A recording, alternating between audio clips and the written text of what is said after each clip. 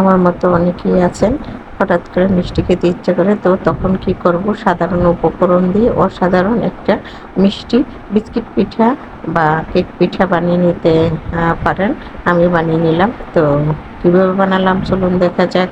নমস্কার, আমি মনিকা's recipe and blog থেকে। এখানে আমি গুঁড়া দুধ আধা কেজির মতো জাল দিয়ে নিলাম, আর ছোট এক প্যাকেট বিস্কিট। ছেলে মেয়ে খাচ্ছে না, ঘরে পড়ে আছে, তো আমার মিষ্টিও খেতে ইচ্ছা করতেছে। তো আমি বিস্কিটগুলো দুধের মধ্যে দিয়ে দিলাম, আর দুধটা কিন্তু আমি গরম করে নিয়েছি। আস্তে আস্তে করে এভাবে নাড়তে থাকবো, আর নাড়তে নাড়তে বিস্কিটগুলো যখন নরম হয়ে যাবে তখন বিস্কিটগুলো কিন্তু ভেঙে যাবে।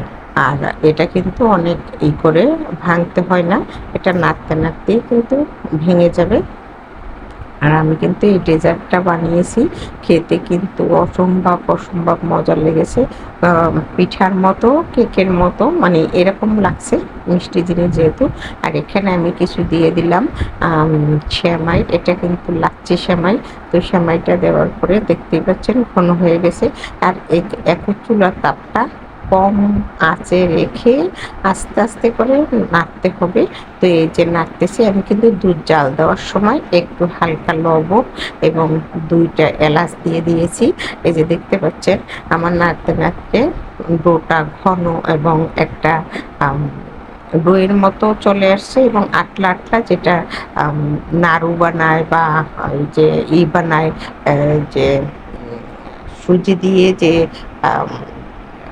বরফির মতো বানায়, ওরকম ডোটা হয়ে গেছে। একটু ঘি দিয়ে ভালো করে একবারে মিশিয়ে নামিয়ে নিলাম। এখন একটা থালের মধ্যে হালকা গরম গরম অবস্থায় একটা শেপ দিয়ে দিলাম। আপনারা চাইলে উপরে দিয়ে কিন্তু কাজু বাদাম কুচি দিতে পারেন, কাঠবাদাম বা পেস্তা বাদাম। আমার কিন্তু ছিল, কিন্তু হুট করে মনে ছিল না, কাটাও ছিল না, আর এটা শক্ত হয়ে যাবে বিধে আমি আর দেইনি। কিন্তু আমি এভাবে করে নিয়েছি।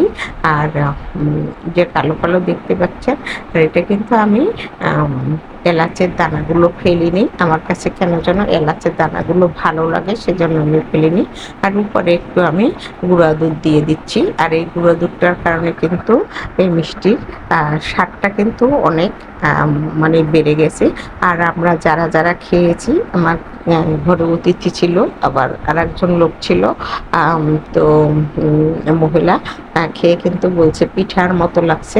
তো আমি কিন্তু এটা এরকম সেট করে ফ্রিজে, নর্মাল ফ্রিজে প্রায় 2 ঘন্টার মতো রেখে দিয়েছি। এখন নামিয়ে এটা বরফির মতো কেটে নিচ্ছি। এটা কিন্তু সত্যিই খেতে কখনো লাগছে সুজির মতো। আমি কিন্তু বেশিরভাগ এটা মুড়ি দিয়ে খেয়েছি, আমার কাছে কিন্তু অনেক ভালো লেগেছে। তো সাধারণ উপকরণ দিয়ে আপনারা এভাবে অসাধারণ একটা ডেজার্ট বানিয়ে নিতে পারেন।